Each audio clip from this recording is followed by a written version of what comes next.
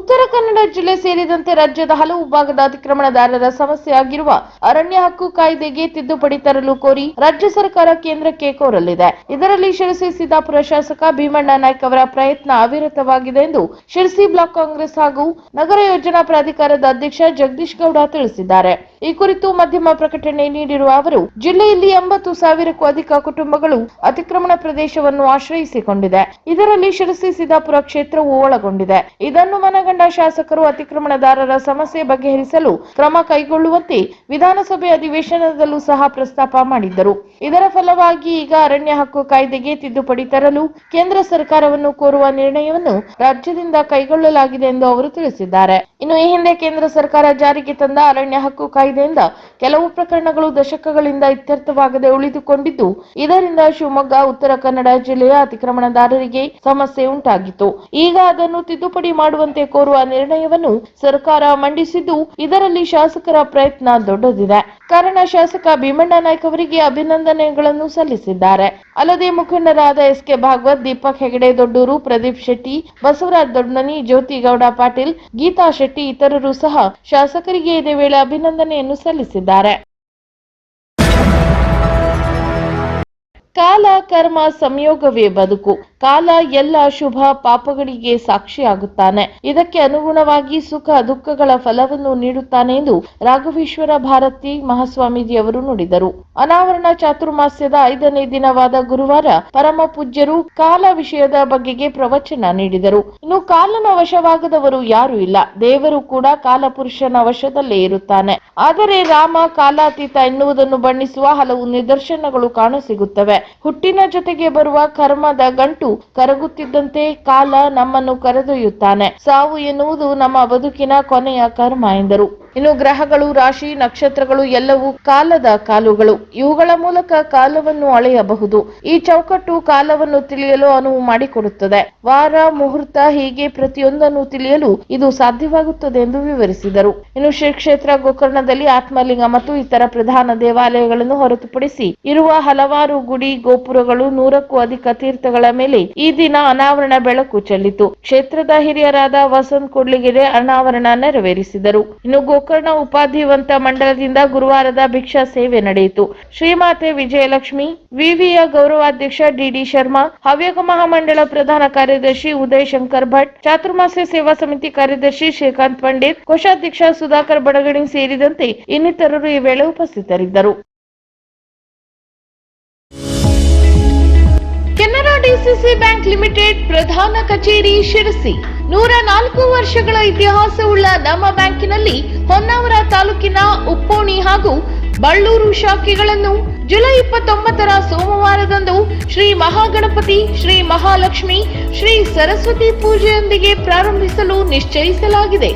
66ನೇ ಶಾಖೆ KDCC bank limited Upponi, taluk Honnavar. ಶುಭಾರಂಭದ ಸಮಯ ಬೆಳಿಗ್ಗೆ 11 ಗಂಟೆಗೆ. 67ನೇ ಶಾಖೆ ಕೆಡಿಸಿಸಿ ಬ್ಯಾಂಕ್ ಲಿಮಿಟೆಡ್ ಬಳ್ಳೂರು, ರಥಬೀದಿಯ ಹತ್ತಿರ ಬಳ್ಳೂರು, ತಾಲೂಕು ಹೊನ್ನಾವರ. ಶುಭಾರಂಭದ ಸಮಯ ಮಧ್ಯಾಹ್ನ 3 ಗಂಟೆಗೆ. ಈ ಹೊಸ ಶಾಖೆಗಳ ಪ್ರಾರಂಭೋತ್ಸವಕ್ಕೆ ತಮ್ಮೆಲ್ಲರನ್ನೂ ಆದರದಿಂದ ಸ್ವಾಗತಿಸುವವರು ಅಧ್ಯಕ್ಷರು ಶ್ರೀ ಶಿವರಾಮ್ ಹೆಬ್ಬಾರ್, ಉಪಾಧ್ಯಕ್ಷರು ಶ್ರೀ ಮೋಹನ್ ದಾಸ್ ಜೆ ನಾಯಕ್, ವ್ಯವಸ್ಥಾಪಕ ನಿರ್ದೇಶಕರು ಶ್ರೀ ಶ್ರೀಕಾಂತ್ ಜಿ ಭಟ್, ಆಡಳಿತ ಮಂಡಳಿಯ ಎಲ್ಲ ಸದಸ್ಯರು ಹಾಗೂ ಸಮಸ್ತ ಸಿಬ್ಬಂದಿ ವರ್ಗ. ಕೆನರಾ ಡಿಸಿಸಿ ಬ್ಯಾಂಕ್ ಲಿಮಿಟೆಡ್ ಪ್ರಧಾನ ಕಚೇರಿ ಶಿರಸಿ. ಗುರುವರಿಯರಿಗೆ ಸಾಷ್ಟಾಂಗ ಪ್ರಣಾಮ. ನಮ್ಮ ದೈವಜ್ಞ ಬ್ರಾಹ್ಮಣ ಸಮಾಜದ ದಿವ್ಯ ಚಕ್ಷುಗಳಾಗಿ ಮಾರ್ಗದರ್ಶಿಸಿ ನಮ್ಮನ್ನೆಲ್ಲ ಪೊರೆವ ಶ್ರೀ ಕ್ಷೇತ್ರ ಕರ್ಕಿ ದೈವಜ್ಞ ಪೀಠಾಧೀಶರಾದ ಪರಮ ಪೂಜ್ಯ ಶ್ರೀ ಶ್ರೀ ಸಚ್ಚಿದಾನಂದ ಜ್ಞಾನೇಶ್ವರ ಭಾರತಿ ಮಹಾಸ್ವಾಮಿಗಳವರು ಹಾಗೂ ಶ್ರೀ ಶ್ರೀ ಸುಜ್ಞಾನೇಶ್ವರ ಭಾರತಿ ಮಹಾಸ್ವಾಮಿಗಳವರು ಚಾತುರ್ಮಾಸ್ಯ ವ್ರತ ಆರಂಭಿಸಿರುವ ಈ ಪಾವನ ಸಂದರ್ಭದಲ್ಲಿ ಸಾಷ್ಟಾಂಗ ನಮಿಸಿ ಆಶೀರ್ವಾದ ಬೇಡುವವರು ಅಧ್ಯಕ್ಷರು, ಉಪಾಧ್ಯಕ್ಷರು, ಆಡಳಿತ ಮಂಡಳಿಯ ಸದಸ್ಯರು ಹಾಗೂ ಸಿಬ್ಬಂದಿ ವರ್ಗ, ಸುವರ್ಣ ಕೋಆಪರೇಟಿವ್ ಸೊಸೈಟಿ ಲಿಮಿಟೆಡ್ ಶಿರಸಿ. ಗುರುವರಿಯರಿಗೆ ಸಾಷ್ಟಾಂಗ ಪ್ರಣಾಮ. ಜಗನ್ಮಾತೆ ಶ್ರೀ ಜ್ಞಾನೇಶ್ವರಿ ದೇವಿಯ ಆರಾಧಕರು ನಮ್ಮ ದೈವಜ್ಞ ಬ್ರಾಹ್ಮಣ ಸಮಾಜದ ಶ್ರೇಯೋಭಿವೃದ್ಧಿಗೆ ಹರಸುತ್ತಾ ಮಾರ್ಗದರ್ಶನ ಮಾಡುತ್ತಾ ಮುನ್ನಡೆಸುತ್ತಿರುವ ಕರುಣಾಳು ಪರಮ ಪೂಜ್ಯ ಪರಮಹಂಸ ಪರಿವ್ರಾಜಕಾಚಾರ್ಯ ತಪಸ್ವಿ ಯತಿಗಳಾದ ಶ್ರೀ ಕ್ಷೇತ್ರ ಕರ್ಕಿ ದೈವಜ್ಞ ಪೀಠದ ಶ್ರೀ ಶ್ರೀ ಶ್ರೀ ಸಚ್ಚಿದಾನಂದ ಜ್ಞಾನೇಶ್ವರ ಭಾರತಿ ಮಹಾಸ್ವಾಮಿಗಳವರು ಹಾಗೂ ಅವರ ಕರಕಮಲ ಸಂಜಾತರಾದ ಶ್ರೀ ಶ್ರೀ ಸುಜ್ಞಾನೇಶ್ವರ ಭಾರತಿ ಮಹಾಸ್ವಾಮಿಗಳವರು ಶಿರಸಿಯಲ್ಲಿ ಚಾತುರ್ಮಾಸ್ಯ ವ್ರತ ನಿರತರಾಗಿದ್ದು, ಈ ಶುಭ ಸಂದರ್ಭದಲ್ಲಿ ಯತಿದ್ವಯರ ಅಡಿದಾವರೆಗಳಿಗೆ ವಂದಿಸುತ್ತಾ ಆಶೀರ್ವಾದ ಬೇಡುವವರು ವಿನೋದ್ ಬಿ ಮಾನ್ಕಾಮೆ, ವಿವೇಕ್ ಬಿ ಮಾನ್ಕಾಮೆ ಹಾಗೂ ಕುಟುಂಬದವರು. ಗಜಾನನ್ ಜ್ಯುವೆಲರ್ಸ್, ಹೊಸಪೇಟೆ ರಸ್ತೆ, ಶಿರಸಿ.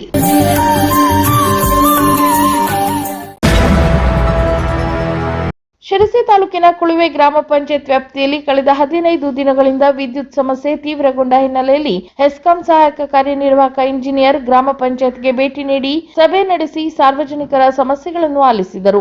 ಇನ್ನು ಕೆಂಚಗದ್ದೆ, ಬರೂರು, ಸೊಸೈಟಿ ಕಾಲೋನಿ, ಕುಳುವೆ ಗ್ರಾಮ, ಬಾಳೆತೋಟ ಹೀಗೆ ಬಹುತೇಕ ಎಲ್ಲ ಗ್ರಾಮಗಳಲ್ಲಿ ಮಳೆಯಿಂದಾಗಿ ವಿದ್ಯುತ್ ಸಮಸ್ಯೆ ಸೃಷ್ಟಿಯಾಗಿ ಕತ್ತಲಲ್ಲಿ ಕಳೆಯುವ ಸ್ಥಿತಿ ಎದುರಾಗಿದೆ.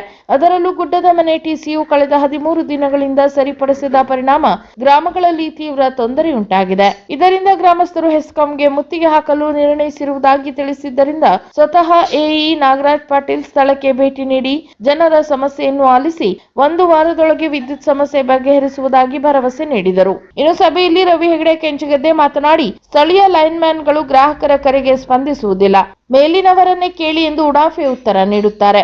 ಇದು ಸರಿಯಲ್ಲ ಎಂದು ಆಕ್ಷೇಪ ವ್ಯಕ್ತಪಡಿಸಿದರು. ಇನ್ನು ಇದಕ್ಕೆ ಎಇ ಪಾಟೀಲ್ ಈ ಬಗ್ಗೆ ಲೈನ್ಮ್ಯಾನ್ಗೆ ತಿಳಿ ಹೇಳಿ ಅವರ ಜೊತೆಗೆ ಹೊರಗುತ್ತಿಗೆ ನೌಕರರೊಬ್ಬರನ್ನು ನೀಡಿ ಉತ್ತಮ ಸೇವೆ ನೀಡುವುದಾಗಿ ತಿಳಿಸಿದರು. ಇನ್ನು ವಿನಯ್ ಹೆಗಡೆ ಕೆಂಚಗದ್ದೆ ಮಾತನಾಡಿ, ಕೆಂಚಗದ್ದೆಯ ಟಿಸಿಯಲ್ಲಿ 400 ವೋಲ್ಟ್ ಬರುತ್ತಿದ್ದು, ಇದರಿಂದ ಎಲೆಕ್ಟ್ರಾನಿಕ್ ಐಟಂಗಳು ಸುಟ್ಟು ಹೋಗುತ್ತಿದೆ ಎಂದು ದೂರಿದರು. HT ಲೈನ್ಗಳ ಮೇಲೆ ಮರಗಳು ಬಿದ್ದುಕೊಂಡಿವೆ. ಬೇಸಿಗೆಯಲ್ಲಿ ನಿರ್ವಹಣೆ ಮಾಡಲಿಲ್ಲ ಎಂದು ಸಾರ್ವಜನಿಕರು ಎಇ ಗಮನಕ್ಕೆ ತಂದರು. ಇನ್ನು ಲೈನ್ಮನ್ ಹಾಗೂ ಸೆಕ್ಷನ್ ಆಫೀಸರ್ ಸರಿಯಾದ ಸಹಕಾರ ಮಾಡುತ್ತಿಲ್ಲ. ಸೆಕ್ಷನ್ ಆಫೀಸರ್ ಕನಿಷ್ಠ ಫೋನ್ ಕೂಡ ರಿಸೀವ್ ಮಾಡಲ್ಲ ಎಂದು ಗ್ರಾಮ ಪಂಚಾಯತ್ ಅಧ್ಯಕ್ಷೆ ರಂಜಿತಾ ಹೆಗಡೆ ಅಸಮಾಧಾನ ವ್ಯಕ್ತಪಡಿಸಿದರು. ಅಂತಹ ಅಧಿಕಾರಿಗಳಿಗೆ ನೋಟಿಸ್ ಮಾಡಿ ಎಂದು ಗ್ರಾಮ ಪಂಚಾಯತ್ ಉಪಾಧ್ಯಕ್ಷ ಶ್ರೀನಾಥ್ ಶೆಟ್ಟಿ ಇದೇ ವೇಳೆ ತಿಳಿಸಿದರು. ಇನ್ನು ಈ ವೇಳೆ ಗ್ರಾಮದ ವಿದ್ಯುತ್ ಸಮಸ್ಯೆ ಬಗೆಹರಿಸುವುದರ ಜೊತೆಗೆ ಅಧಿಕಾರಿಗಳಿಗೆ ಸ್ಪಂದನೆ ಮಾಡುವಂತೆ ತಿಳಿ ಹೇಳುವುದಾಗಿ ಎಇಇ ತಿಳಿಸಿದರು. ಇನ್ನು ಸಭೆಯಲ್ಲಿ ಗ್ರಾಮ ಪಂಚಾಯತ್ ಸದಸ್ಯರಾದ ಸಂದೇಶ್ ಭಟ್ ಬೆಳಕಂಡ, ವಿನಯ್ ಭಟ್ ಕುಳುವೆ, ಮಾಜಿ ಉಪಾಧ್ಯಕ್ಷ ಭರತ್ ಹೆಗಡೆ ಕೆಂಚಗದ್ದೆ, ಗ್ರಾಮಸ್ಥರಾದ ರಾಘವೇಂದ್ರ ಸ್ವಾದಿ, ನಾಗೇಶ್ ಹೆಗಡೆ ಕೆಂಚಗದ್ದೆ, ಉಲ್ಲಾಸ್ ರಾಯ್ಕರ್, ಮಹೇಶ್ ರಾಯ್ಕರ್ ಸೇರಿದಂತೆ ಇನ್ನಿತರರು ಉಪಸ್ಥಿತರಿದ್ದರು.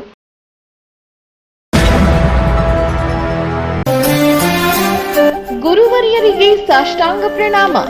ನಮ್ಮ ದೈವಜ್ಞ ಬ್ರಾಹ್ಮಣ ಸಮಾಜದ ದಿವ್ಯ ಚಕ್ಷುಗಳಾಗಿ ಮಾರ್ಗದರ್ಶಿಸಿ ನಮ್ಮನ್ನೆಲ್ಲ ಪೊರೆವ ಶ್ರೀ ಕ್ಷೇತ್ರ ಕರ್ಕಿ ದೈವಜ್ಞ ಪೀಠಾಧೀಶರಾದ ಪರಮ ಪೂಜ್ಯ ಶ್ರೀ ಶ್ರೀ ಸಚ್ಚಿದಾನಂದ ಜ್ಞಾನೇಶ್ವರ ಭಾರತಿ ಮಹಾಸ್ವಾಮಿಗಳವರು ಹಾಗೂ ಶ್ರೀ ಶ್ರೀ ಸುಜ್ಞಾನೇಶ್ವರ ಭಾರತಿ ಮಹಾಸ್ವಾಮಿಗಳವರು ಚಾತುರ್ಮಾಸ್ಯ ವ್ರತ ಆರಂಭಿಸಿರುವ ಈ ಪಾವನ ಸಂದರ್ಭದಲ್ಲಿ ಸಾಷ್ಟಾಂಗ ನಮಿಸಿ ಆಶೀರ್ವಾದ ಬೇಡುವವರು ಶಂಕರ್ ಸುಬ್ರಾಯ್ ಶೇಟ್, ಜಗಳಮನೆ ಜ್ಯುವೆಲರ್ಸ್, ಶಿರಸಿ.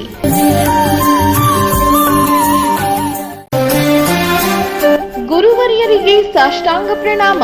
ಜಗನ್ಮಾತೆ ಶ್ರೀ ಜ್ಞಾನೇಶ್ವರಿ ದೇವಿಯ ಆರಾಧಕರು ನಮ್ಮ ದೈವಜ್ಞ ಬ್ರಾಹ್ಮಣ ಸಮಾಜದ ಶ್ರೇಯೋಭಿವೃದ್ಧಿಗೆ ಹರಸುತ್ತಾ ಮಾರ್ಗದರ್ಶನ ಮಾಡುತ್ತಾ ಮುನ್ನಡೆಸುತ್ತಿರುವ ಕರುಣಾಳು ಪರಮ ಪೂಜ್ಯ ಪರಮಹಂಸ ಪರಿವ್ರಾಜಕಾಚಾರ್ಯ ತಪಸ್ವಿ ಯತಿಗಳಾದ ಶ್ರೀ ಕ್ಷೇತ್ರ ಕರ್ಕಿ ದೈವಜ್ಞ ಪೀಠದ ಶ್ರೀ ಶ್ರೀ ಶ್ರೀ ಸಚ್ಚಿದಾನಂದ ಜ್ಞಾನೇಶ್ವರ ಭಾರತಿ ಮಹಾಸ್ವಾಮಿಗಳವರು ಹಾಗೂ ಅವರ ಕರಕಮಲ ಸಂಜಾತರಾದ ಶ್ರೀ ಶ್ರೀ ಸುಜ್ಞಾನೇಶ್ವರ ಭಾರತಿ ಮಹಾಸ್ವಾಮಿಗಳವರು ಶಿರಸಿಯಲ್ಲಿ ಚಾತುರ್ಮಾಸ್ಯ ವ್ರತ ನಿರತರಾಗಿದ್ದು, ಈ ಶುಭ ಸಂದರ್ಭದಲ್ಲಿ ಯತಿದ್ವಯರ ಅಡಿದಾವರೆಗಳಿಗೆ ವಂದಿಸುತ್ತಾ ಆಶೀರ್ವಾದ ಬೇಡುವವರು ಶ್ರೀಕಾಂತ್ ಪಿ ಶೇಟ್, ಪವನ್ ಜ್ಯುವೆಲರಿ, ಶಿರಸಿ.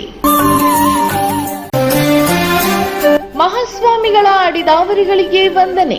ನಮ್ಮ ದೈವಜ್ಞ ಬ್ರಾಹ್ಮಣ ಸಮಾಜದ ದಿವ್ಯ ಚಕ್ಷುಗಳಾಗಿ ಮಾರ್ಗದರ್ಶಿಸಿ ನಮ್ಮನ್ನೆಲ್ಲ ಪೊರೆವ ಶ್ರೀ ಕ್ಷೇತ್ರ ಕರ್ಕಿ ದೈವಜ್ಞ ಪೀಠಾಧೀಶರಾದ ಪರಮ ಪೂಜ್ಯ ಶ್ರೀ ಶ್ರೀ ಸಚ್ಚಿದಾನಂದ ಜ್ಞಾನೇಶ್ವರ ಭಾರತಿ ಮಹಾಸ್ವಾಮಿಗಳವರು ಹಾಗೂ ಶ್ರೀ ಶ್ರೀ ಸುಜ್ಞಾನೇಶ್ವರ ಭಾರತಿ ಮಹಾಸ್ವಾಮಿಗಳವರು ಚಾತುರ್ಮಾಸ್ಯ ವ್ರತ ಆರಂಭಿಸಿರುವ ಈ ಪಾವನ ಸಂದರ್ಭದಲ್ಲಿ ಸಾಷ್ಟಾಂಗ ನಮಿಸಿ ಆಶೀರ್ವಾದ ಬೇಡುವವರು ಪ್ರಕಾಶ್ ನಾಗೇಶ್ ಶೇಟ್, ಸಿಗಂದೂರು ಜ್ಯುವೆಲರ್ಸ್, ಶಿರಸಿ. ಶಿರಸಿ ಮೂಲದ ಕೆಜಿ ಪ್ರಕಾಶ್ ಅರಣ್ಯ ಇಲಾಖೆಯ ಉಪ ಅರಣ್ಯ ಸಂರಕ್ಷಣಾಧಿಕಾರಿಗಳಾಗಿ ಅಧಿಕಾರ ಸ್ವೀಕರಿಸಿದ್ದಾರೆ. ಶಿರಸಿ ಅಯ್ಯಪ್ಪ ನಗರದ ನಿವಾಸಿಗಳಾದ ಪ್ರಕಾಶ್ ಆರ್ಎಫ್ಒ ಆಗಿ ದಾವಣಗೆರೆ, ಮಾಸ್ತಿಕಟ್ಟ, ಯಲ್ಲಾಪುರ, ಬನವಾಸಿ, ಸಿದ್ದಾಪುರ ಸೇರಿದಂತೆ ನಂತರ ಸಹಾಯಕ ಅರಣ್ಯ ಸಂರಕ್ಷಣಾಧಿಕಾರಿಯಾಗಿ ಶಿವಮೊಗ್ಗ, ರಾಣೆಬೆನ್ನೂರು ಮುಂತಾದ ಕಡೆ ಕಾರ್ಯ ಮಾಡಿ ಇದೀಗ ಡಿಸಿಎಫ್ ಶಿವಮೊಗ್ಗದಲ್ಲಿ ಕಾರ್ಯ ಮಾಡುತ್ತಿದ್ದಾರೆ. ಶಿರಸಿ ತಾಲೂಕು ಪಂಚಾಯತ್ ಮಾಜಿ ಅಧ್ಯಕ್ಷ ಶಿವರಾಮ್ ಶೆಟ್ಟಿ ಅವರ ಅಳಿಯರಾಗಿದ್ದಾರೆ. ಸುಲೋಚನಾ ಶೆಟ್ಟಿ ಇವರ ಧರ್ಮಪತ್ನಿ. ಶಿರಸಿ ಹೊಸ ಬಸ್ ನಿಲ್ದಾಣ ಮಾರ್ಗವಾಗಿ ಹುಲೇಕಲ್ ಹಾಗೂ ಇನ್ನಿತರ ಸ್ಥಳಗಳಿಗೆ ಅತಿ ಹೆಚ್ಚು ವಾಹನ ಸಂಚಾರ ಮಾಡುವ ರಸ್ತೆಯಾಗಿದೆ. ಕೆಂಗ್ರೆಹೊಳೆ ನಗರಸಭೆ ನೀರು ಸರಬರಾಜು ಘಟಕದ ಹತ್ತಿರ ರಸ್ತೆಗೆ ಸಾಲು ಸಾಲು ಅಕೇಶಿಯಾ ಮರಗಳು ಬಾಗಿ ನಿಂತಿವೆ ಮತ್ತು ಹೊಸಮನೆ ಕಡಕೋಡು ಶಾಲೆ ಹತ್ತಿರ ಇನ್ನೇನು ರಸ್ತೆಗೆ ಬೀಳುವ ಸ್ಥಿತಿಯಲ್ಲಿ ಇದೆ.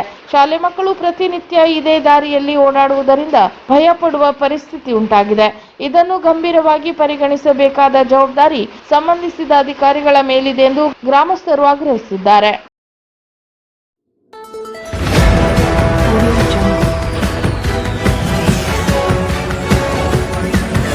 Audio